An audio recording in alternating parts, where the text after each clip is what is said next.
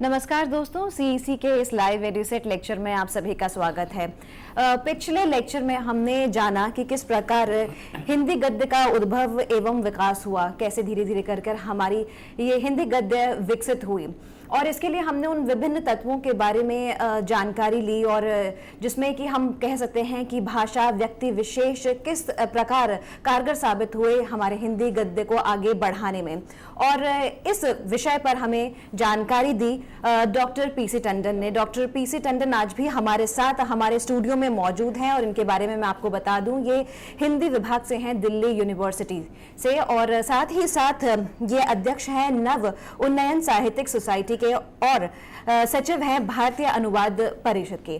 तो मैं एक बार फिर से तहे दिल से स्वागत करना चाहूंगी डॉक्टर पीसी टंडन साहब का। और डॉक्टर साहब, कल जिस तरह से हमने अपने इस लेक्चर के माध्यम से हिंदी गद्य के बारे में जाना और जानकारी प्राप्त की और साथ ही साथ हम पहुंच चुके थे हिंदी गद्य के यानी कि उसके विकास और उद्भव की जब हमने बात करी तो हम चौथे चरण तक पहुंच चुके थे और मैं यही चाहूंगी कि उस चौथे चरण से आज फिर से हम शुरुआत करते हैं और हमारे तमाम दर्शक जो इस वक्त हमारे साथ जुड़ चुके हैं, उम्मीद करती हूं कि उनको जानकारियां मिलेंगी और साथ ही साथ उनकी कोई भी अगर सवाल कोई प्रश्न उनके मन में उठे तो वो हमें कॉल कर सकते हैं और अपने प्रश्न की पुष्टि कर सकते हैं, जान सकते हैं। तो डॉक्टर साहब, मैं चाहूंगी कि आप चौथे चरण से शुरुआत करें।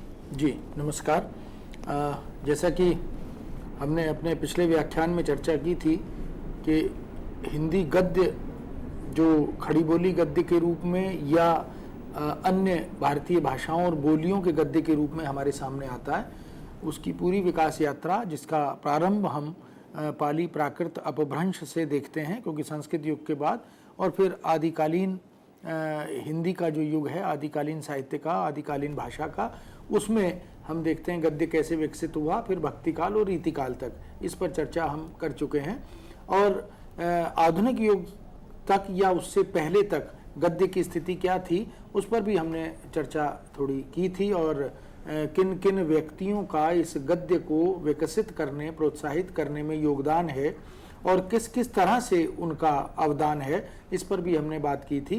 क्योंकि कहीं पत्र पत्रिकाओं के माध्यम से, कहीं सामाजिक आंदोलनों के माध्यम से, कहीं पुस्तक रचनाओं के माध्यम से ये तरह तरह से गद्य के विकास पर कार्य किया गया और इस गद्य ने देश को जागरण तक ले जाने में, उसमें नवचेतना भरने में बड़ी महत्वपूर्ण भूमिका निभाई। तो ये चर्चाएं हम थोड़ी सी कल पिछले वक्तव्य में कर चुके हैं और चार बहुत महत्वपूर्ण व्यक्तित्व जिनकी चर्चा हमने की थी, जिन्होंने हिंदी गद्य को नए आयाम, नई दिशा देने में रचनात्मक भूमिका निभाई, वह लल्लू लाल जी जिनका अवदान हम कल जान चुके हैं, सदल मिश्र हैं, मुंशी सदासुख लाल नियाज जिनको उपनाम नियाज से जाना जाता है, इंशा अल्लाह खां, इनके अवदान को हम जान चुके हैं। इन्होंने बहुत महत्वपूर्ण काम आधुनिक हिंदी के युग में गद्य भाषा के विकास में किया था।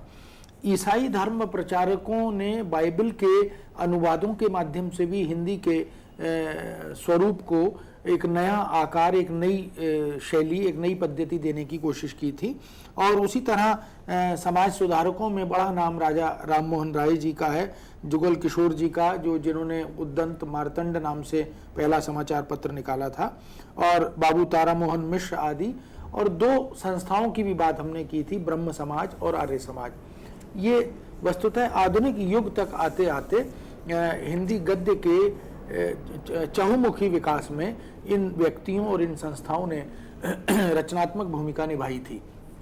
आज हम इससे और आगे बढ़ते हुए देखते हैं, एक दो और बड़े नाम हैं, उन पर पहले विचार कर लें फिर हम आगे बढ़ेंगे।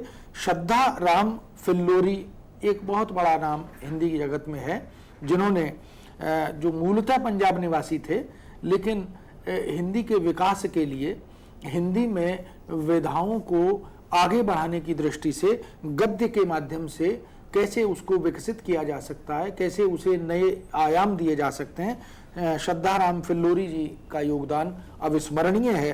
और उन्होंने दरअसल हिंदी का, ये भारत जो है वो एक बहुभाषी देश है और बहुभाषी देश में हिंदी के किसी शुद्ध और मानक रूप की परिकल्पना तब तक शायद नहीं हो पाई थी, लेकिन फिल्लोरी जी चाहते थे कि जहाँ कहीं भी हिंदी का प्रयोग हो वह शुद्ध और मानक रूप में प्रयोग हो, उसमें दूसरी भाषाओं के शब्दों का मिश्रण ना हो, अंग्रेजी का दबाव ना हो।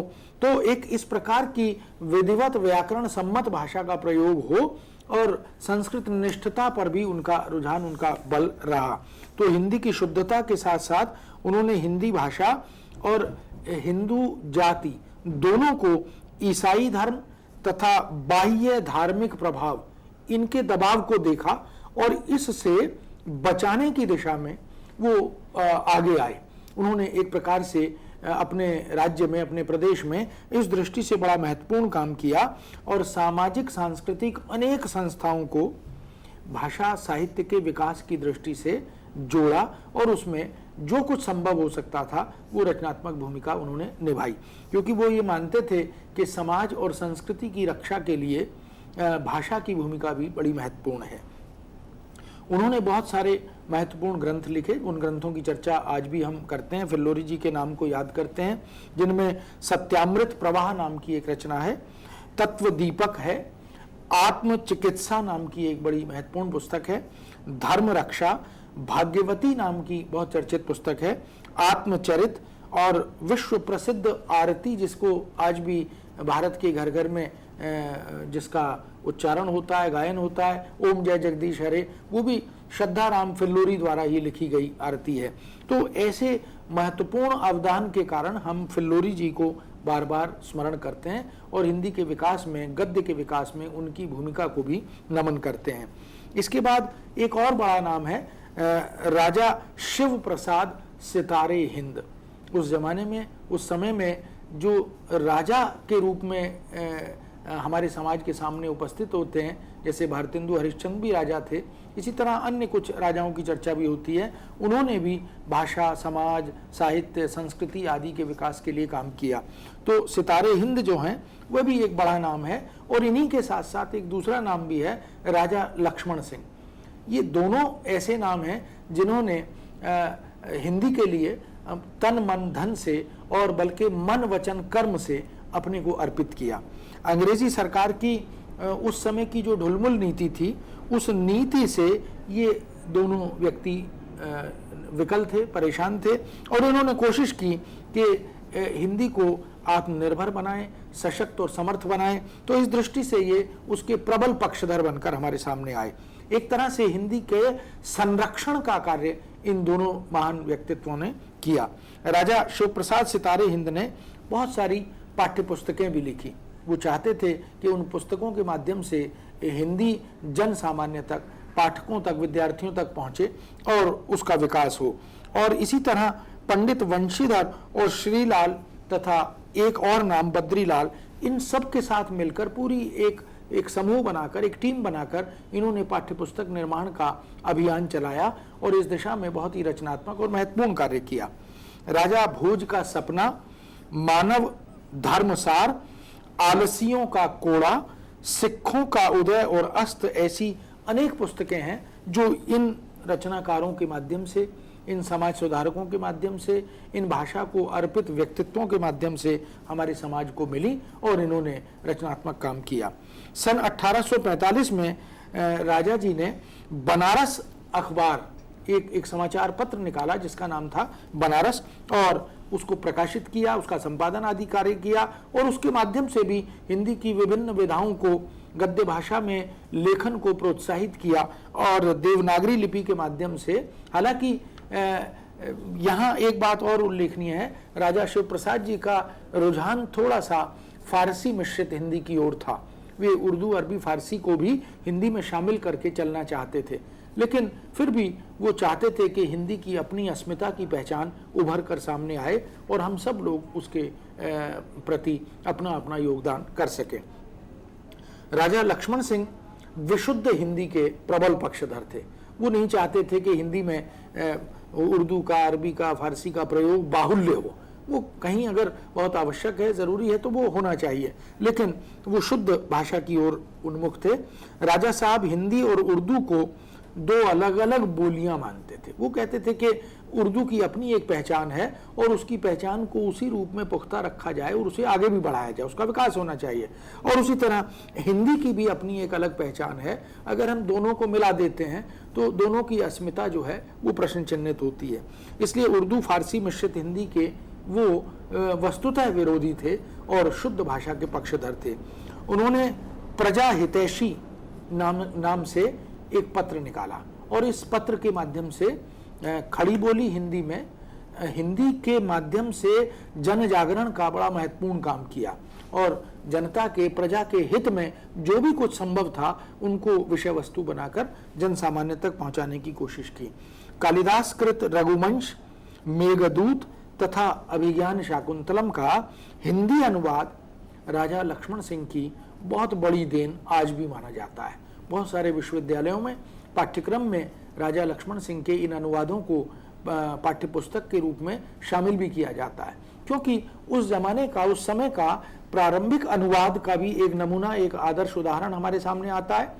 और संस्कृत की ये जो कालजयी रचनाएं हैं और कालजयी रचनाकार हैं, उनको भी अनुवाद के माध्यम से हम हिंदी जगत के सामने ला सकते हैं। तो राजा लक्ष्मण सिंह ने यह बहुत ही महत्वपूर्ण काम किया और अनुवाद करने वालों के लिए एक मार्ग प्रशस्त किया, उन्हें प्रेरणा दी और ये कहा कि हमारे पास बहुत सारी धरोहर है, साहित्यिक विरासत है, उस विरासत को, उस मूल्य परिपाटी और परंपरा को हमें हिंदी में लाना चाहिए। उससे भाषा का भी विकास होगा और उससे जन सामान्य तक वो पारंपरिक साहित्य, वो ऐतिहासिक साहित्य भी पहुंच सकेगा। वस्तुतः इनका गद्य तब तक के हिंदी गद्य साहित्य में सबसे अधिक व्यवस्थित, पुष्ट और संप्रेषणीय गद्य माना जाता है। राजा लक्ष्मण सिंह ने जो भी कार्य किया अनुवाद का या मौलिक, वह इससे पहले की पूरी गद्य यात्रा का उत्कृष्ट अगर पद उसको प्राप्त हो, उत्कृष्ट स्वरूप उसको मिल पाया, यह कहें तो संभवतः वो गलत नहीं होगा, क्योंकि उसमें व्याकरण सम्मतता, व्यवस्था, शुद्धता आदि के प्रति उनका एक विशिष्ट आग्रह था और उन्होंने उसके प्रति उसी दृष्टि से काम भी किया।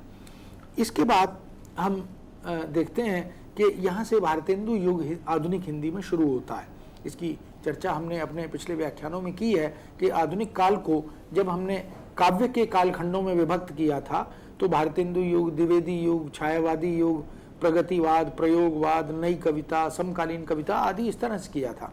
गद्य की विधाओं में भी दो दृष्टियों से हम देखते हैं, या तो हम गद्य के प्रवर्तक के आधार पर उन विधाओं का विभाजन करते हैं। जैसे मान लीजिए हम उपन्यास की बात करें तो उपन्यास सम्राट के रूप में हिंदी जगत में, हिंदी गद्य में मुंशी प्रेमचंद का नाम आता है। तो प्रेमचंद को केंद्र में रखकर वर्गीकरण किया गया कि प्रेमचंद पूर्व हिंदी उपन्यास की स्थिति क्या है, प्रेमचंद युगीन हिंदी उपन्यास की स्थिति क्या है, फिर प्रेमचंद उत्तर हिंदी उपन्यास की स्थिति क्या है, फिर इसके बाद स्वातंत्र्योत्तर हिंदी उपन्यास, फिर साठोत्तरी हिंदी उपन्यास, फिर 8वें दशक के हिंदी उपन्यास और इसी तरह आजकल 21वीं शताब्दी के हिंदी उपन्यास। ये विभाजन का एक आधार बनता चला गया। ये सुविधा की दृष्टि से वस्तुतः इस प्रकार के विभाजन किए जाते हैं, क्योंकि 100-150 साल तक की विकास यात्रा किसी भी विधा की हो, उसको हम किसी एक हिस्से में पूरी तरह से नहीं देख पाते। तो इसी तरह नाटक के जो केंद्र बिंदु हैं वो जयशंकर प्रसाद को माना गया, क्योंकि जयशंकर प्रसाद के नाटकों का हिंदी गद्य क्षेत्र में विलक्षण योगदान है और वो एक बहुत बड़े साहित्यकार के रूप में, एक बड़े कवि, एक बड़े समालोचक, एक बड़े उपन्यासकार, कहानीकार, नाटककार के रूप में हमारे सामने आते हैं। तो नाटक में हमने प्रसाद पूर्व नाटक, प्रसाद युगीन नाटक, इसी तरह प्रसादोत्तर नाटक और फिर वही क्रम के साठोत्तरी नाटक, फिर 8वें दशक के नाटक या 21वीं शताब्दी के नाटक आदि, इस रूप में उसका भी विभाजन किया। आलोचना के क्षेत्र में हम देखते हैं तो आचार्य रामचंद्र शुक्ल एक बड़ा नाम है, तो शुक्ल जी को केंद्र में रखकर हम शुक्ल पूर्व आलोचना, शुक्ल युगीन आलोचना और शुक्लोत्तर आलोचना आदि आदि इस तरह से हम उसकी चर्चा करते चलते हैं। तो चाहे कहानी हो, चाहे नाटक हो, चाहे उपन्यास हो, चाहे संस्मरण हो, रेखाचित्र हो, जीवनी हो, आत्मकथा हो, डायरी लेखन हो, यात्रा वृत्तांत लेखन हो या अनुवाद आदि की दृष्टि से किया गया कार्य हो, पत्रकारिता के क्षेत्र में किया गया कार्य हो, ये गद्य विधाओं के विकास की बहुत सारी विधागत आयामों की स्थिति हमारे सामने उभर कर आती है और बहुत बड़े बड़े गद्यकार, बहुत बड़े बड़े रचनाकार हमारे सामने आते हैं, जिन्होंने विश्व स्तरीय रचनाएं हमें दी हैं और निश्चित रूप से हिंदी साहित्य को, हिंदी जगत को, हिंदी भाषा को गौरवान्वित भी किया है। तो उस दिशा में आगे बढ़ते हुए अब हम भारतेंदु युग से थोड़ी गद्य की शुरुआत करते हैं और देखना चाहते हैं कि भारतेंदु युग में गद्य की स्थिति क्या थी, और फिर इसकी एक एक विधा को लेकर हम इस पर बात करते चलेंगे। जैसे भारतेंदु युग में नाटक की क्या स्थिति थी, फिर भारतेंदु युग में उपन्यास की क्या स्थिति थी, फिर भारतेंदु युग में कहानी की, रेखाचित्र संस्मरण की, डायरी आदि की, या एकांकी लेखन की, इस तरह से उन विधाओं पर चर्चा करेंगे तो सुविधा से हम इनको समझ भी पाएंगे। तो अब हम भारतेंदु युग में हिंदी गद्य के विकास की ओर उन्मुख होते हैं और देखते हैं कि भारतेंदु युग हिंदी की स्वीकृति और प्रतिष्ठा, हिंदी को यानी खड़ी बोली हिंदी को, जिसकी देवनागरी लिपि जो सब सर्वाधिक वैज्ञानिक लिपि जिसको हम मानते हैं, उस लिपि के माध्यम से जिस गद्य लेखन की शुरुआत हुई, उसकी प्रतिष्ठा का संघर्ष भारतेंदु युग में प्रारंभ हुआ था और यह संघर्ष अपने उत्कर्ष पर द्विवेदी युग में जाकर पहुंचा। द्विवेदी जी ने आगे चलकर हम देखेंगे कि उन्होंने विधिवत एक अभियान चलाया कि खड़ी बोली हिंदी को कैसे स्थापित किया जाए, और जो परंपरा से चली आ रही ब्रज भाषा, अवधी भाषा, भोजपुरी भाषा या और दूसरी भाषाएं, उनमें जो हिंदी में लेखन हो रहा था उसको आधुनिक साहित्य, आधुनिक युग या आधुनिकता की दृष्टि से उतना समर्थ नहीं पा रहे थे। तो उन्होंने खड़ी बोली हिंदी को प्रतिष्ठित करने और उसका विकास करने का एक प्रकार से बीड़ा उठाया, जिसकी शुरुआत भारतेंदु युग में देखने को मिलती है। बहुत सारे रचनाकारों ने इसमें अपनी भूमिका निभाई है और इसको बहुत ही मुखर रूप से आगे बढ़ाने का काम द्विवेदी युग में महावीर प्रसाद द्विवेदी और उनके साथियों ने किया। भारतेंदु मंडल के कवियों ने भी, भारतेंदु मंडल के लेखकों ने भी इस दिशा में बहुत महत्वपूर्ण काम किया। भारतेंदु युग से पूर्व राजा लक्ष्मण सिंह संस्कृतनिष्ठ हिंदी के समर्थक थे और राजा शिवप्रसाद सितारे हिंद उर्दू अरबी मिश्रित हिंदी के पक्षधर थे। ये दो स्थितियां थी, कहाँ राजा लक्ष्मण सिंह विशुद्ध हिंदी और कहाँ सितारे हिंद उर्दू अरबी फारसी मिश्रित हिंदी। इन दोनों के बीच का एक मार्ग भारतेंदु हरिश्चंद्र युग में अपनाया गया। भारतेंदु ने देखा कि हमें पाठक वर्ग को, भारतीय जनमानस को, उसकी मनोविज्ञान को, उसकी मानसिकता को ध्यान में रखकर हिंदी के स्वरूप का निर्धारण करना चाहिए। तो उन्होंने एक मध्य मार्ग अपनाते हुए हिंदी का कार्य आगे बढ़ाया। भारतेंदु युग में इन दोनों के बीच का रास्ता चुनते हुए हिंदी गद्य की प्रतिष्ठा और गद्य विधाओं के विकास की दृष्टि से ऐतिहासिक काम हुआ। ये ऐतिहासिक काम अलग अलग विधाओं की रचनाओं के माध्यम से, और इससे भी ज़्यादा महत्वपूर्ण था कि पत्र पत्रिकाओं के माध्यम से, कहीं निबंध लिखे जा रहे हैं, कहीं आलोचना लिखी जा रही है, कहीं पुस्तकों की भूमिकाएं लिखी जा रही हैं, कहीं समाचार पत्रों के माध्यम से साहित्यकारों को प्रोत्साहित किया जा रहा है। तो ये जो काम था ये वस्तुतः अभियान स्तर पर चल निकला था। भारतेंदु युग सांस्कृतिक जागरण का युग कहलाया। ये ठीक है, हम नवजागरण की दृष्टि से, रेनेसां की दृष्टि से उसकी बात करते हैं, तो एक जो कल्चरल अवेयरनेस है, जिसको हम सांस्कृतिक जागरण कहते हैं, वह काम भारतेंदु युग में सर्वाधिक महत्वपूर्ण ढंग से किया गया। भारतेंदु प्रगतिशील चेतना के एक प्रतिनिधि बनकर हमारे सामने आए।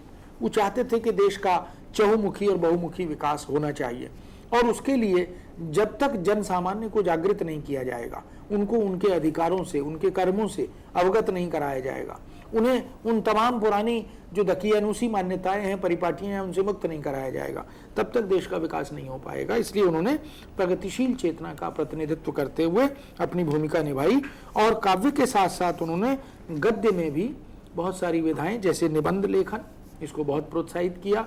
खुद भी निबंध लिखे और बहुत ही मानक और बहुत ही आज भी एक आदर्श रूप में उन निबंधों की चर्चा की जाती है। इसी तरह जो अपने साथी लेखक थे, रचनाकार थे, जो उनके मंडल के रचनाकार थे, उनको भी निबंध लेखन के लिए प्रोत्साहित किया। समय समय पर जो समकालीन समस्याओं से जुड़ी हुई चिंताएं थीं, उनको विषय बनाया, वर्ण वस्तु बनाया।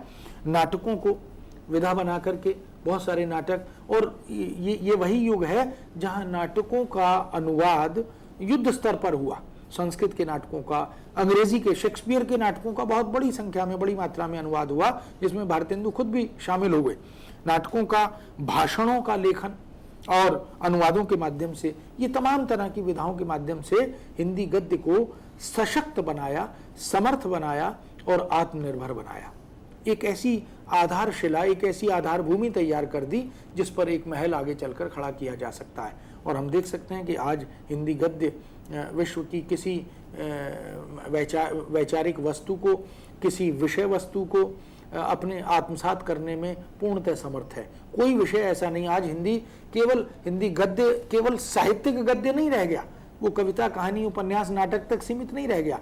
आज हिंदी गद्य में विज्ञान भी आ रहा है, तकनीक भी आ रहा है, उद्योग भी आ रहा है और प्रौद्योगिकी भी आ रही है। वो कंप्यूटर की भाषा भी है, वो मोबाइल की भाषा भी है, वो सिनेमा की भाषा भी है, वो तमाम अद्यतन और अधुनातन विषय क्षेत्रों को भी आत्मसात करने में समर्थ दिखाई दे रही है। हर भाषा के रचना और रचनाकारों को हिंदी में अनुवाद करने की भी एक सशक्त और सुदीर्घ परंपरा स्थापित हो गई है। तो इस सब की आधार भूमि तैयार की थी भारतेंदु ने और उनके साथियों ने। भारतेंदु युग में बहुत सारे नाटक, उपन्यास, कहानी, निबंध और आलोचना आदि की विधाओं पर भी काम हुआ। आलोचना को भी इस भारतेंदु युग में एक दिशा मिली। वो भारतेंदु चाहते थे कि जो साहित्यकार है वह यह भी समय समय पर जान सके कि जो वो लिख रहा है उसकी सामाजिक स्वीकृति क्या है और प्रतिक्रिया क्या है पाठकों में, हिंदी जगत में लोग उसे किस तरह से ग्रहण कर रहे हैं, हमें किस दिशा में अभी अपने को आगे बढ़ाना है, किन आयामों की ओर अपने को उन्मुख करना है। ये आलोचना की दृष्टि से उन्होंने महत्वपूर्ण भूमिका निभाई थी। भारतेंदु युग में नाटक पर अब हम थोड़ी चर्चा करते हैं, क्योंकि एक एक विधा लेंगे और उस विधा पर बातचीत करते हुए हम आगे बढ़ेंगे तो जान पाएंगे कि भारतेंदु युग में नाटक की स्थिति क्या थी। दरअसल भारतेंदु स्वयं एक सशक्त नाटककार थे। उन्होंने नाटकों के बहुत ही उत्कृष्ट कोटि के अनुवाद भी किए, अंग्रेजी से भी अनुवाद किया, संस्कृत से भी अनुवाद किया, बहुत सारे प्रहसन भी लिखे, बहुत सारी नाटिकाएं भी लिखी और मौलिक रचना के माध्यम से भी नाटक साहित्य को उन्होंने समृद्ध किया।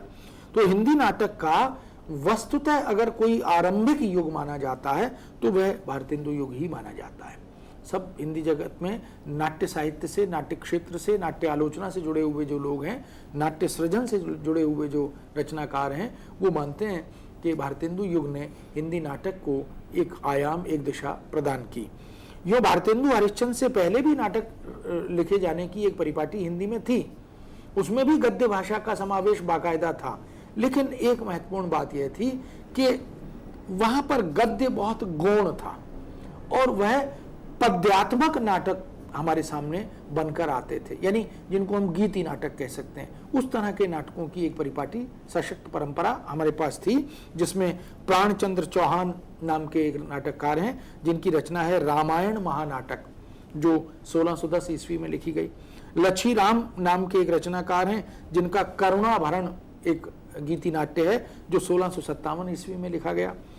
इसी तरह नेवाज नाटककार हैं, कवि रचनाकार हैं, शकुंतला नाम से उन्होंने एक नाटक लिखा 1680 में।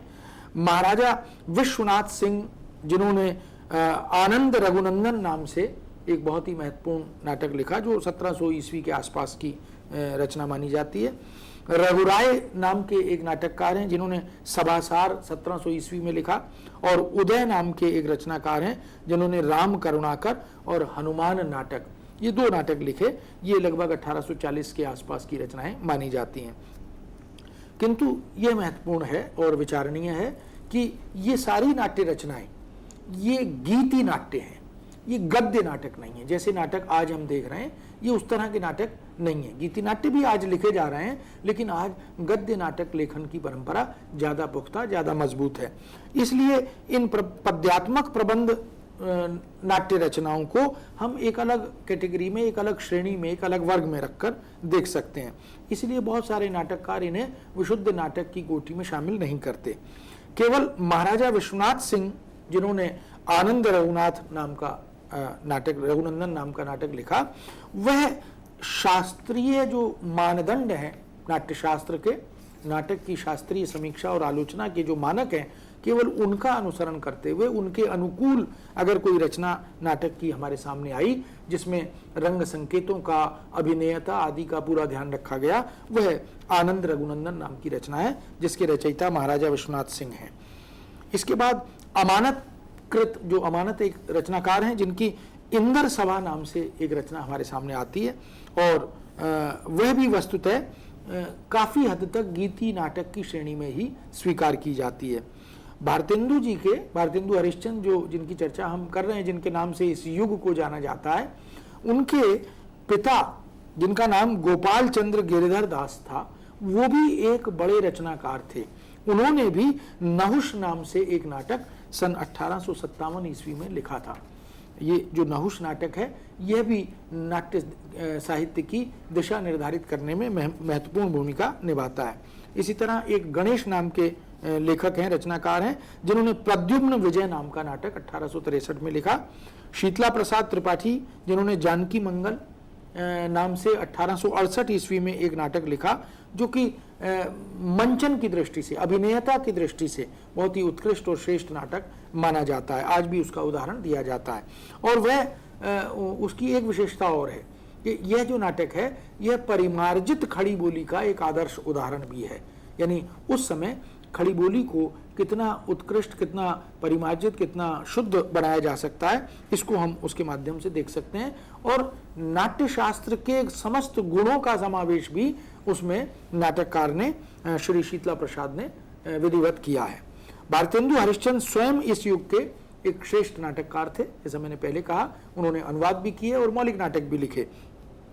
अगर उनकी कुल नाट्य रचनाओं की गणना करें तो 17 नाटक जो हमें प्राप्त होते हैं, जिनका उल्लेख प्रामाणिक रूप से मिलता है, जिसमें विद्या सुंदर नाम का एक नाटक है 1868 में। यह संस्कृत की चौर पंचाशिका, ये चौर पंचाशिका संस्कृत की एक बड़ी चर्चित रचना है। उस रचना का बंगला संस्करण एक तैयार हुआ था, उसका हिंदी अनुवाद फिर भारतेंदु ने हिंदी में किया और ये बड़ी चर्चित रचना मानी गई। रत्नावली नाम से 1868 में जो संस्कृत में रचना थी उसका अनुवाद संस्कृत से हिंदी में भारतेंदु ने किया। पाखंड विडंबन नाम से 1872 में कृष्ण मिश्र का एक प्रबोध चंद्रोदय नाम का संस्कृत नाटक है, उसका अनुवाद हिंदी में भारतेंदु ने किया।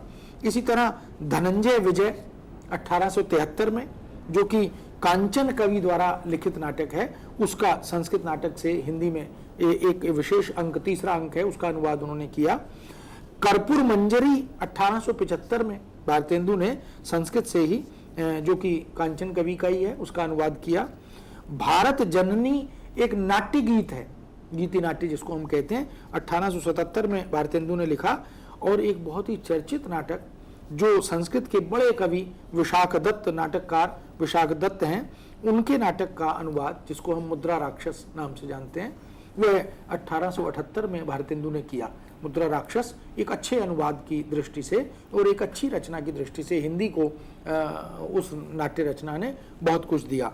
दुर्लभ बंधु एक बहुत ही दूसरा चर्चित नाटक है जिसका भारतेंदु के साथ नाम जुड़ता है। ये अंग्रेजी के प्रसिद्ध नाटककार शेक्सपियर, जिनका मर्चेंट ऑफ वेनिस नाम से नाटक मिलता है, उस नाटक का हिंदी में अनुवाद भारतेंदु ने दुर्लभ बंधु नाम से किया। ये रचना के शीर्षक का अनुवाद भी किया जा सकता है, उसका एक उदाहरण है, जो कि सामान्यतः लोग नहीं करते, लेकिन रचना धर्मिता के माध्यम से अनुवादक क्या क्या काम कर सकता है और उसकी जो अनुवाद कला है उसका परिचय कैसे मिलता है, ये दुर्लभ बंधु के माध्यम से हम देखते हैं। 1880 में इसका अनुवाद हुआ। इसी तरह वैदिकी हिंसा, हिंसा न भवति, ये भारतेंदु का एक दूसरा चर्चा का, ये प्रहसन नाटक है। दरअसल ये विशुद्ध नाटक नहीं है, प्रहसन है, लेकिन इस नाटक ने भी नाट्य जगत में अपनी एक विशिष्ट भूमिका बनाई, क्योंकि व्यंग्य और हास्य के माध्यम से समाज पर, समाज की विकृतियों पर कैसे आक्रमण किया जा सकता है, कैसे उसे चुनौती दी जा सकती है, ये उसका उदाहरण है। सत्य हरिश्चंद्र 1875 में भारतेंदु का एक मौलिक नाटक हमारे सामने आया। श्री चंद्रावली 1876 में लिखी गई नाटिका है। और विषस्य विषमौषधम, ये 1876 में लिखा गया एक नाट्य वर्ग का एक प्रकार है भाण। तो ये भाण की श्रेणी में लिखा गया एक नाटक है जो विषस्य विषमौषधम नाम से हमारे सामने 1876 में आया।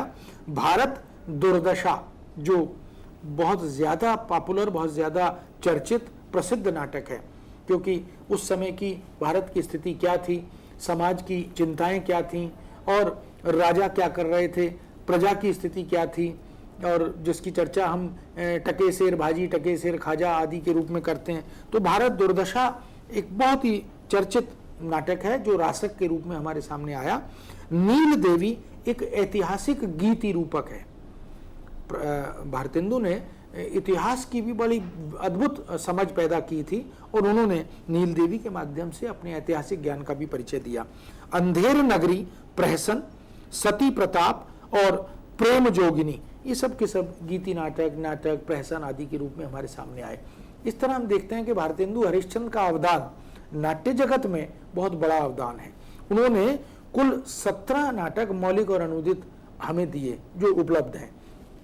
इन नाटकों ने आगे आने वाले नाट्य युगों की आधारशिला तैयार की।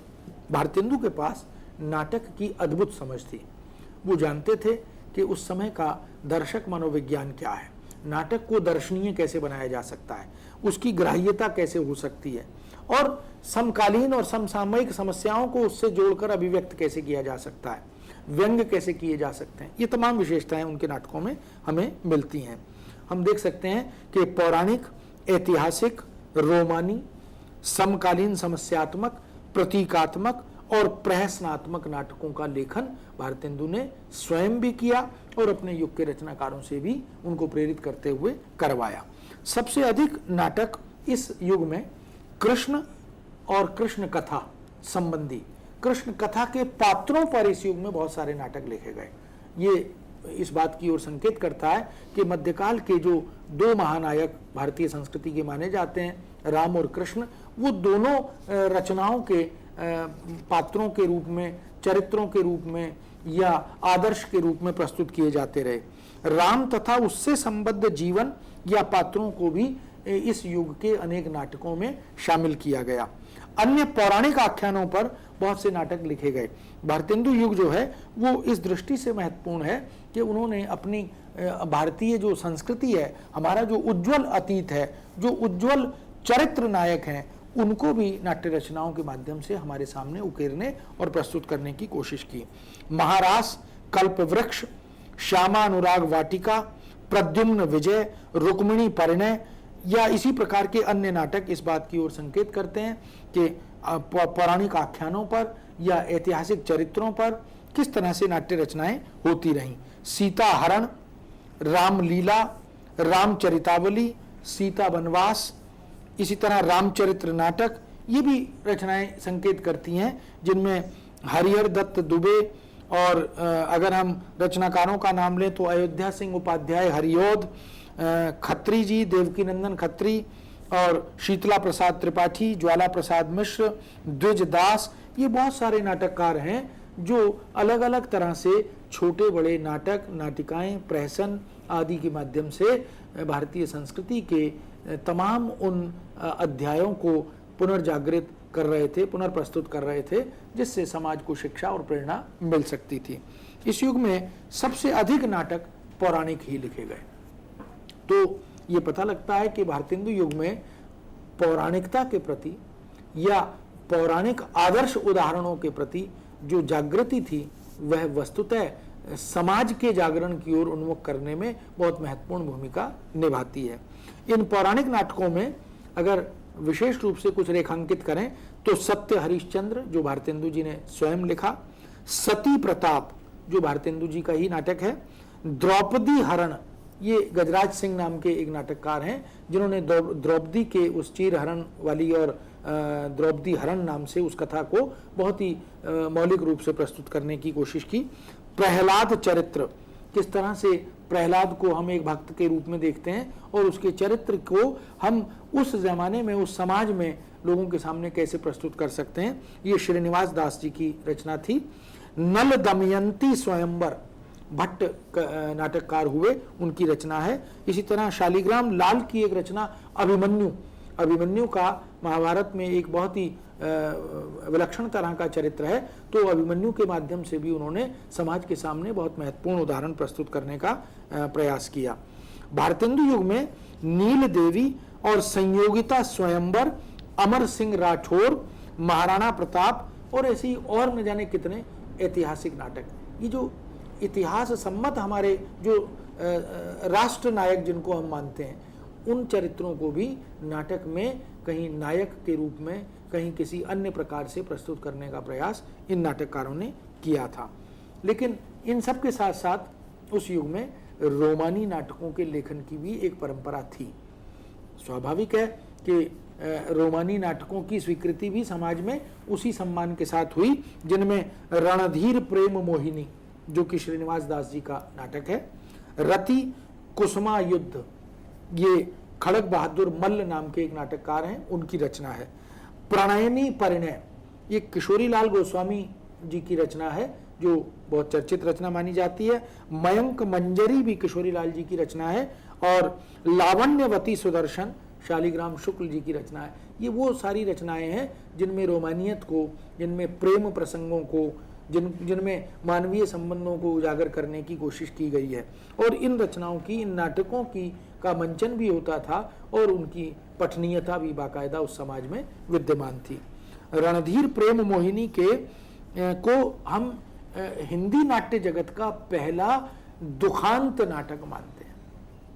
दरअसल अंत में नायक और नायिका का मिलन न होना, नाटक के अंत तक आते आते घटनाक्रम दुख पर आकर रुक जाना, दुखांत इसीलिए हम उसको कहते हैं। ये वस्तुतः पाश्चात्य संस्कृति से ये परिपाटी और ये चेतना हमारे साहित्य में भी आई, क्योंकि भारतेंदु युग में अंग्रेजी से हिंदी में नाटकों के अनुवाद की, अंग्रेजी से बंगला में या दूसरी भारतीय भाषाओं में अनुवाद की परंपरा चल निकली थी, तो ये दुखांत पहला नाटक इसको माना गया। समकालीन समस्याओं और चुनौतियों को भी भारतेंदु युग के नाटकों ने, नाटककारों ने समय समय पर अपनाया। वो देख रहे थे कि समाज में कौन कौन सी समस्याएं हैं, सामाजिक किस तरह से इन समस्याओं का शिकार हो रहा है, व्यवस्था में कहाँ पर दोष दिखाई दे रहे हैं, और जो सामाजिक की वेदना है उस वेदना को चरित्रों के माध्यम से, घटनाओं के माध्यम से इन नाट्य रचनाओं में कैसे प्रस्तुत किया जा सकता है। तो भारत दुर्दशा, नई रोशनी का विष, भारत आरत, भारत सौभाग्य, दुखिनी बालिका, देश नशा, विधवा विवाह, भारत हरण आदि ऐसी बहुत सारी रचनाएं हैं जिनका उल्लेख किया जा सकता है। केवल यहाँ कुछ प्रमुख रचनाओं का नाम स्मरण हम कर रहे हैं। बालकृष्ण भट्ट ने, खड़ग बहादुर मल्ल ने, अंबिका दत्त व्यास ने, राय कृष्णदास ने, राधा कृष्णदास ने, गोपाल राम गहमरी ने, इसी तरह काशीनाथ खत्री, देवकी नंदन त्रिपाठी आदि बहुत सारे नाम हैं जिनका उल्लेख हम कर सकते हैं, और इन्होंने ऐसी अनेक नाट्य रचनाओं को प्रस्तुत किया है। इसी तरह हम देखते हैं भारतेंदु युग में नाट्य साहित्य के द्वारा जो समस्याएं उठी, उनमें मुख्य समस्याएं क्या हैं। पहली थी देश की तत्कालीन दुर्दशा को चित्रित करना। नाटकों के माध्यम से जब हम उन समस्याओं को, उन दुर्दशाग्रस्त भारतीय समाज के नागरिकों को मंच पर चित्रित करते हैं, तो स्वाभाविक है संदेश जो है वो अधिक ग्राह्य और प्रभावी बन पाता है। तो देश की तत्कालीन दुर्दशा के बहुत सारे सजीव चित्र उतारे। जब जब मंच पर उनको देखा गया तो दर्शक जो है वह उससे अभिभूत हुए। समाज की समस्याओं और चुनौतियों को उकेरा, जिनमें बाल विवाह, विधवा विवाह आदि समस्याएं भी हैं, और बेरोजगारी आदि की समस्या भी है, भ्रष्टाचार आदि की समस्या भी है, यथा राजा तथा प्रजा आदि की बातों को भी उठाया गया उसमें। इन समस्याओं के मूल में जो चीज़ें काम कर रही थीं वो समाज के भीतर निहित बुराइयां थीं, वो कमियां थीं। उन बुराइयों और कमियों को मूल रूप से कैसे समाप्त किया जा सकता है, उनका निदान कैसे खोजा जा सकता है, ये नाट्य रचनाएं और नाटककार उस दिशा में भी काम कर रहे थे। यानी इनकी नाट्य रचनाओं से एक प्रेरणा भी संदेश बनकर समाज के सामने उभर रही थी, जो ये बताना चाहते थे कि इनसे निजात पाना ही अंततः मनुष्य के और मानव समाज के हित में होगा। इस युग के बहुत सारे प्रहसन बहुत चर्चित रहे, क्योंकि इसको प्रहसन युग के नाम से भी नाटकों की दुनिया में याद किया जाता है, जिसकी चर्चा हम कर चुके। वैदिकी हिंसा हिंसा न भवती और अंधेर नगरी, जैसा काम वैसा परिणाम, आचार विडंबना, ये बालकृष्ण भट्ट के दो नाटक हैं। महा अंधेर नगरी विजयानंद त्रिपाठी का नाटक है। कली कौतुक रूपक प्रताप नारायण मिश्र जी का नाटक है। और बूढ़े मुंह मुहासे राधाचरण गोस्वामी जी का नाटक है। इन नाटकों की विशेषता ये थी कि इन्होंने हास्य को और व्यंग्य को इन नाट्य प्रहसनों में शामिल किया और दर्शक समाज को इससे जोड़ने के लिए तमाम तरह से जो कारण थे, जो इन घटनाओं को जन्म देने वाले प्रेरक व्यक्ति थे, उन पर व्यंग्य भी किया और एक प्रकार से दर्शकों की सहानुभूति भी बटोरी। धार्मिक पाखंडों का भरपूर खंडन हुआ। उस समय हम जो धार्मिक दृष्टि से जिन पाखंडों की और जिन इस तरह की मान्यताओं की निंदा कबीर आदि संतों ने भी की और बहुत सारे दूसरे संतों ने भी की, उन धार्मिक पाखंडों का विरोध करते हुए, उनके दोषों की ओर संकेत करते हुए इन प्रहसनों ने भी अपनी एक पहचान बनाई। सामाजिक कुरीतियों पर बहुत सारी कुरीतियां उस समय हमारे जगत में, हमारे समाज में, भारतीय जनमानस में विद्यमान थीं, उन पर भी प्रहार किया और समाज को प्रेरित किया कि इन कुरीतियों से बाहर निकलना होगा। हमें बहुत सारी ऐसी दकियानुसी मान्यताएं उनको छोड़ना होगा और आधुनिकता की दृष्टि से, वैज्ञानिकता की दृष्टि से हमें देखना समझना होगा, तभी हम विकास की ओर उन्मुख हो सकेंगे। इस युग में एक और बड़ा काम नाट्य जगत में हुआ कि प्रतीकात्मक नाटक लिखने की परिपाटी भी शुरू हुई। दरअसल प्रतीक जो है वह भी कविता में, कहानी में, उपन्यास में, नाटक में भरपूर मात्रा में प्रयुक्त हुआ और हम बहुत सारे प्रतीकों की बात करते हैं। जैसे किसी दैत्य प्रतीक की बात करें तो हम कंस को याद करते हैं, हम रावण को याद करते हैं। किसी आदर्श प्रतीक की बात करें तो हम राम को याद करते हैं, गांधी जी को याद करते हैं, आदि आदि। तो कमलाचरण मिश्र ने अद्भुत नाटक नाम से एक रचना लिखी जो सिंबॉलिक थी, जो प्रतीकात्मक थी और 1885 में इसकी रचना हुई। रामचंद्र कृत नाम से एक रचनाकार थे जिन्होंने न्याय सभा 1892 में एक नाटक लिखा और वो भी एक प्रतीकात्मक बड़ा सुंदर नाटक था। शंकरानंद नाम के एक नाटककार थे जिन्होंने 1897 में विज्ञान शीर्षक से एक नाटक लिखा और समाज के सामने उन समस्याओं को प्रतीकों के माध्यम से उजागर किया जिन पर सीधे सीधे बात नहीं करना चाहते थे, लेकिन उन्हें प्रकारांतर से वो बातें हमारे सामने रखी। इस तरह हम देखते हैं कि भारतेंदु युगीन नाटकों का मुख्य उद्देश्य मनोरंजन तो था ही, लेकिन उसके साथ साथ जन जागरण भी था। आगे चलकर मैथिलीशरण गुप्त ने कहा, केवल मनोरंजन ही ना कवि का कर्म होना चाहिए, उसमें उचित उपदेश का भी मर्म होना चाहिए। तो भारतेंदु युग के नाटकों में इस उक्ति का जो मूल है, जो मंत्र है, वो दिखाई देता है। इसलिए उन नाटकों में मनोरंजन एक उद्देश्य था, लेकिन उसके माध्यम से उसके साथ साथ जन सामान्य को जन जागरण की ओर ले जाना यह दूसरा उद्देश्य था। जनमानस में आत्मविश्वास जगाना भी जरूरी था। निराशा, हताशा उस समय बहुत थी। आज़ादी की लड़ाई जो है, जो 1857 की क्रांति है, वो आज़ादी के स्वर समाज में उन्मुख कर चुकी थी, जागृत कर चुकी थी। और लेकिन फिर भी एक चिंता जगत में व्यापी हुई थी कि हम आज़ाद होंगे, कब होंगे, कैसे होंगे और हमारे देश की स्थिति क्या होगी, गरीबी का, बेरोजगारी का और तमाम तरह की समस्याओं का निदान कैसे निकलेगा। तो ऐसे में ये ज़रूरी था कि जनमानस को एक भरोसा दिया जाए, एक आत्मविश्वास दिया जाए, एक आत्मबल का संचरण किया जाए। तो इन नाटकों ने और नाटककारों ने ये एक बड़ा महत्वपूर्ण काम किया और सत्य की, ये जिन मूल्यों की जिनकी हम दुहाई देते हैं कि ये भारतीय संस्कृति की विशेष पहचान है। हम सद्भावना की बात करते हैं, हम सत्यनिष्ठा की बात करते हैं, हम कर्तव्य निष्ठा की बात करते हैं, हम सहयोग की बात करते हैं, इसी तरह मन वचन कर्म से शुद्धता की बात करते हैं। ये सारे वो मूल्य हैं जिसके कारण विश्व में भारत पहचाना जाता है और ये मूल्य उस साहित्य तक लगभग खो चुके थे, विस्मृत हो चुके थे।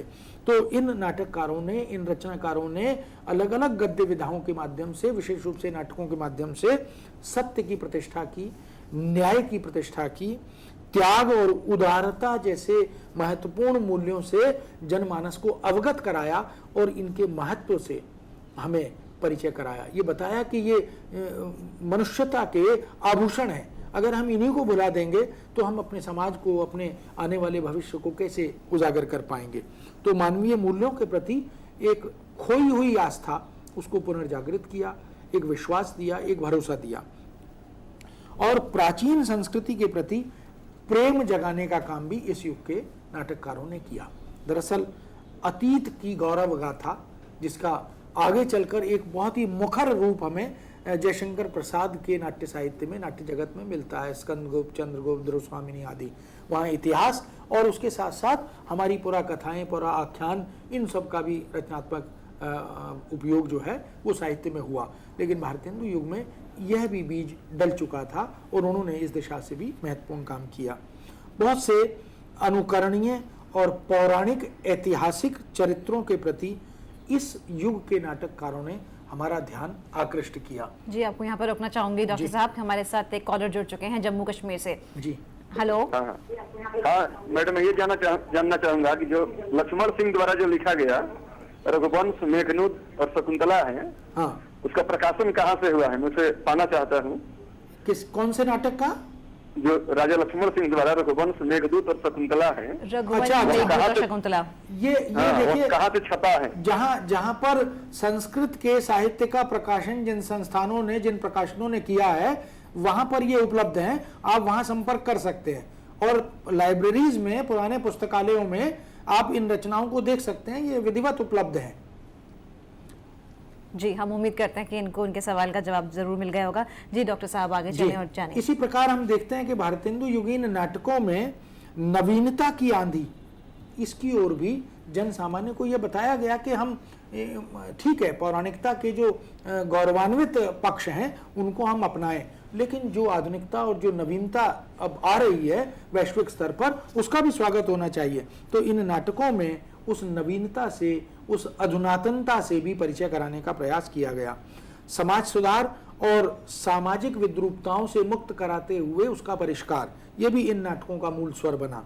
व्यावसायिक पारसी थिएटर जो बहुत ही भोंडे और बेहुदे नृत्यों के माध्यम से या गतिविधियों के माध्यम से अपने आप को प्रस्तुत कर रहा था, जो सामाजिक अभिरुचि को विकृत करने का काम भी कर रहा था, भारतेंदु युग में उन तमाम हीन रुचि वाले या भोंडे प्रदर्शन वाले नाटकों का एक तरह से बहिष्कार भी हुआ, उनका विरोध भी हुआ और उनके बिल्कुल समानांतर एक साहित्यिक अभिरुचि वाले, एक उत्कृष्ट अभिरुचि वाले नाट्य साहित्य का सृजन लगातार होने लगा।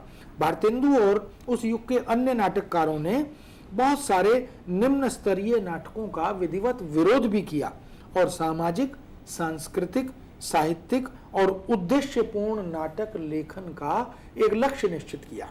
यानी एक प्रकार से ये अभियान बना लिया, ये युद्ध स्तर पर इस प्रकार का एक अभियान चलाया कि हम देश का, देशवासियों का मार्ग प्रशस्त करें, उन्हें उनकी तमाम उन दकियानुसी मान्यताओं और रूढ़ियों से मुक्त कराएं। इसके लिए ये ज़रूरी है कि हम उनके सामने कुछ नए विचार, कुछ अधुनातन चेतना, इसका संचार करें।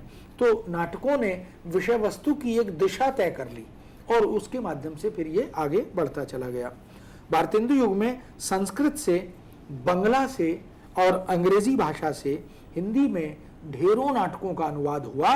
उसके लिए प्रेरित भी किया गया, क्योंकि हम ये भी चाहते थे कि अन्य भारतीय और विदेशी भाषाओं में जो सृजन हो रहा है, वो सृजन किस दृष्टि से उत्कृष्ट है, कालजयी है, किस दृष्टि से प्रेरक है, इसकी चेतना, इसका बोध भी भारतीय पाठकों को, दर्शकों को मिलना चाहिए।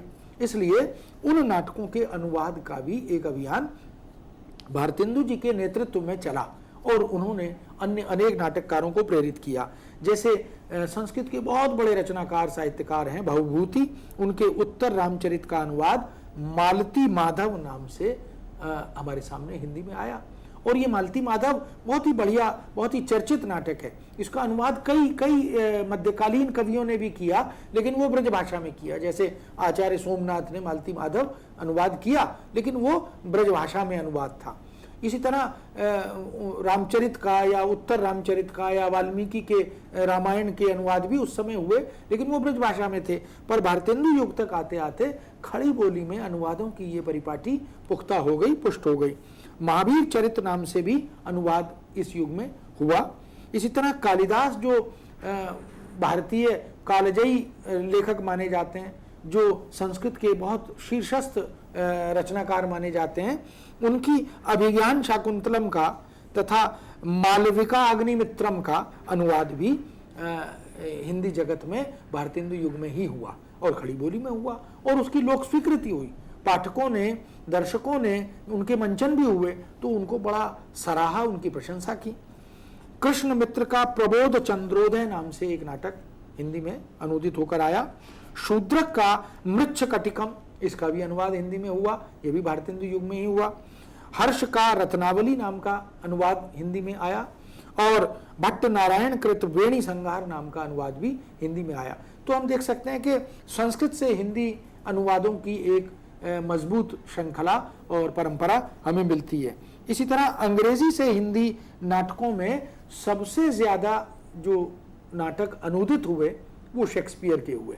शेक्सपियर एक बड़ा नाम है, हम जानते हैं, विश्व साहित्य में उनको बहुत श्रद्धा के साथ स्मरण किया जाता है। शेक्सपियर के नाटकों के अनुवाद की श्रृंखला में आप देखिए मर्चेंट ऑफ वेनिस, ये बहुत ही लोकप्रिय नाटक हुआ। इसको वेनिस का सौदागर या वेनिस का व्यापारी दोनों नामों से अनुदित किया गया, और पाठकों ने इसका बड़ा स्वागत किया, दर्शकों ने इसका बड़ा स्वागत किया, इसके मंचन भी हुए। इसी तरह द कॉमेडी ऑफ एरर्स एक बहुत ही चर्चित नाटक है शेक्सपियर का, उसको भी इन्होंने लिया है भ्रम जालक नाम से। मुंशी इमदाद अली खां, इन्होंने इसका अनुवाद किया। जी, और रचनाकारों के बारे में हम जानेंगे। इससे पहले हमारे साथ एक कॉलर जुड़ चुके हैं दिल्ली से ही। Hello hello hello hello. लगता है कि इनसे संपर्क नहीं हो पा रहा है, यही चाहेंगे कि दोबारा ये हमें कॉल करें। जी जी डॉक्टर साहब। द कॉमेडी ऑफ एरर्स को भ्रमजालक नाम से मुंशी इमदाद अली ने, और इसी तरह भूल भुलैया नाम से लाला सीताराम ने, इन दो लोगों ने अलग अलग तरह से अनुवाद किया। द कॉमेडी ऑफ एरर्स एक बहुत अच्छी नाट्य रचना है। इसी तरह एज यू लाइक इट, इसका अनुवाद मन भावन नाम से पुरोहित गोपीनाथ जी ने किया। रोमियो एंड जूलियट का प्रेम लीला नाम से पुरोहित गोपीनाथ जी ने ही अनुवाद किया, और यह भी बहुत चर्चित और सराहनीय अनुवाद माना गया। मैकबेथ जो कि शेक्सपियर का बड़ा प्रसिद्ध नाटक है, उसका अनुवाद साहसेंद्र साहस नाम से मथुरा प्रसाद उपाध्याय जी ने किया। इसका भी स्वागत हिंदी जगत में हुआ। डॉक्टर साहब दोबारा से माफी चाहूंगी, हमारे कॉलर हमारे साथ दोबारा जुड़ चुके हैं। जी बताएं, पूछे अपना प्रश्न। हेलो हेलो हेलो जी, अपना प्रश्न पूछें। हेलो बोलिए बोलिए। हेलो हाँ जी। मैं पूछना चाहती हूँ कि हिंदी में, लेकिन आपकी आवाज क्लियर आवाज स्पष्ट। पद्य रचना ब्रज भाषा में। जी जी, दोबारा से पूछिए। जी पूछ रही हूँ कि भारतेंदु जी ने पद्य रचना ब्रज भाषा में क्यों किया? इनकी आवाज बात आपकी थोड़ी साफ स्पष्ट नहीं हम है, तक समझ पहुंच नहीं पा आ रही रही है। आवाज, थोड़ा जोर से बोलिए। हेलो जी हाँ, अपना बोलिए, सवाल बोलिए। पूछिए। जी मैं ये पूछ रही हूँ कि भारतेंदु ने पद्य ब्रज भाषा में क्यों किया? भारतेंदु ने पद्य भाषा में। हेलो, आपका प्रश्न स्पष्ट नहीं हो पा रहा।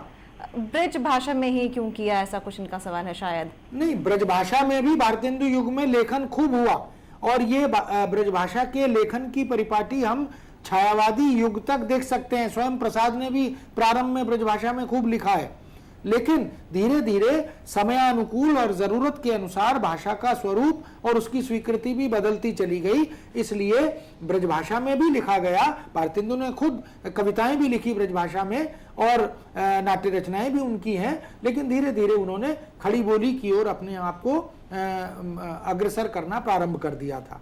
जी, उम्मीद करते हैं कि आपको इस सवाल का जवाब मिल गया होगा। हमारे सभी दर्शकों से ये अनुरोध है कि जब आप हमें कॉल करें तो अपना प्रश्न साफ साफ पूछें, जिससे कि हम यानी कि डॉक्टर साहब आपके प्रश्न का जवाब दे सकें। जी डॉक्टर साहब। इसी तरह हम देखते हैं कि अंग्रेजी से हिंदी में न केवल शेक्सपियर, दूसरे नाटककारों के नाटकों का अनुवाद भी हुआ। हालांकि लोकप्रियता सर्वाधिक शेक्सपियर के नाटकों को हिंदी जगत में मिली, लेकिन दूसरे नाटक भी पढ़े गए और उनका स्वागत हुआ। कुल मिलाकर अगर हम ये कहें कि ये सारे अनुवाद बहुत ही उत्कृष्ट और आदर्श अनुवाद थे, यह बिल्कुल ठीक है, किंतु हिंदी नाटकों को एक नई दिशा देने का काम इन्होंने अवश्य किया। दरअसल जब हम दूसरी भाषाओं में नाट्य सृजन कैसा होता है, चरित्र कैसे होते हैं, कथा वस्तु कैसी होती है, संवाद योजना कैसी होती है, इस समस्त साहित्य क्षेत्र की जानकारियों की दृष्टि से देखते पढ़ते हैं तो निश्चित रूप से हमारे रचनाकारों को प्रेरणा मिलती है, उन्हें एक नई दिशा, एक नए आयाम की ओर उन्मुख होने का अवसर मिलता है।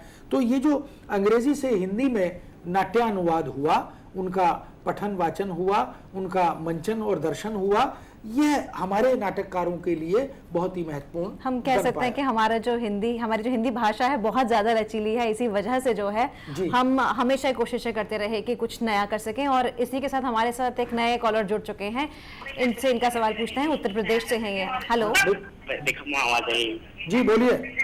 हेलो हाँ बोलिए, अपना प्रश्न पूछिए। हेलो हाँ जी बोलिए। मैं ये हेलो हाँ बोलो, आप बोलो। मैं ये जानना चाहते थे जी। हाँ, ये भारतीय हरिश्चंद्र जो है मतलब गद्य पद्य भाषा में मतलब क्यों लिखते थे? नहीं, पद्य भाषा में ही नहीं लिखा, उन्होंने गद्य भाषा में भी लिखा है। भारतेंदु हरिश्चंद्र के अगर आप निबंध देखेंगे, उनकी आलोचनात्मक प्रस्तुतियां देखेंगे और कुछ नाटक जो विशुद्ध गद्य की भाषा में ही लिखे गए हैं उनको भी देख सकते हैं। प्रारंभ में उन्होंने पद्यात्मक भी लिखा, गीति नाट्य भी लिखे, प्रहसन भी लिखे, लेकिन बहुत सारे नाटक उनके गद्य भाषा में भी लिखे गए हैं। जी, इनको मिल गया होगा जवाब अपने सवाल का। हाँ। आगे बताएं। इसी तरह रामकृष्ण वर्मा, जिन्होंने बंगला से हिंदी में भी बहुत सारे नाट्य अनुवाद किए और उनकी भी लोक स्वीकृति उस जमाने में हुई। अंग्रेजी से दुखांत नाट्य परंपरा का आगमन भी हिंदी जगत में हुआ। हमारे यहाँ पहले सभी नाटक सुखांत ही माने जाते थे और एक भारतीय मानसिकता के अनुसार, एक भारतीय दर्शन के अनुसार उस तरह की रचना पद्धति रही है, लेकिन यूरोप से या पाश्चात्य संस्कृति से दुखांत नाटकों की रचना धर्मिता भी हमारे यहाँ प्रविष्ट हुई। फिर आपको रोकना चाहूंगी डॉक्टर टंडन, हमारे साथ एक और कॉलर जुड़ चुके हैं राजस्थान से। हेलो हेलो हेलो हाँ जी, बोलिए। अपना प्रश्न पूछिए। हेलो जी जी, जल्दी बोलिए। से अपना प्रश्न पूछिए, हमारे पास समय बहुत कम है। हेलो, इनका भी कॉल कट गया। जी, चाहूंगी डॉक्टर साहब, क्योंकि समय बहुत ज्यादा कम है हमारे पास, तो आप जल्दी से हमें बता दें। जी। इस तरह हम देखते हैं कि अनुदित नाटकों ने हिंदी गद्य को बहुत सारे विषय दिए, बहुत सारा शिल्प वैविध्य दिया और उसे समृद्ध संपन्न बनाने में बड़ी महत्वपूर्ण भूमिका निभाई। भारतेंदु युग के नाटकों की शैली सरल, स्वाभाविक और रोचक थी और इस युग के नाटककारों ने पाश्चात्य नाट्य शैली से भी अनेक महत्वपूर्ण बिंदु ग्रहण किए, प्रभाव ग्रहण किया और कुल मिलाकर राष्ट्रीयता की दृष्टि से, रोमांटिक संस्पर्श की दृष्टि से, लीला नाटकों की परंपरा को पुष्ट करने की दृष्टि से और थिएटर नाटक का स्वरूप स्थापित करने की दृष्टि से, प्रहसनों के लेखन की परिपाटी को विकसित करने की दृष्टि से और अनुदित नाट्य परंपरा के शास्त्र और मानदंडों को स्थापित करने की दृष्टि से इस भारतेंदु युग के नाटकों ने, नाटककारों ने बहुत ही उल्लेखनीय कार्य किया। मैं समझता हूं कि हिंदी नाट्य जगत की एक सशक्त आधार भूमि भारतेंदु युग में तैयार हुई, जिसका विकास आगे चलकर हमने जयशंकर प्रसाद के युग में यानी छायावादी युग में देखा और हम आगे इसी सिलसिले को आगे बढ़ाते हुए इस क्रम को अगले युगों में किस तरह से, और भारतेंदु युग में उपन्यास का, फिर कहानी का, फिर अन्य गद्य विधाओं का विकास कैसे हुआ, इन पर चर्चा जी आने वाले बिल्कुल डॉक्टर साहब, आने वाले लेक्चर्स में हम जरूर आगे और विधाओं के बारे में जानने की कोशिश करेंगे आप ही के जरिए। और आपका मैं तहे दिल से धन्यवाद देना चाहती हूँ, आप हमारे साथ हमारे स्टूडियो में आए और इतनी अहम जानकारी इस विषय पर हमें दी। बहुत बहुत धन्यवाद। जी नमस्कार।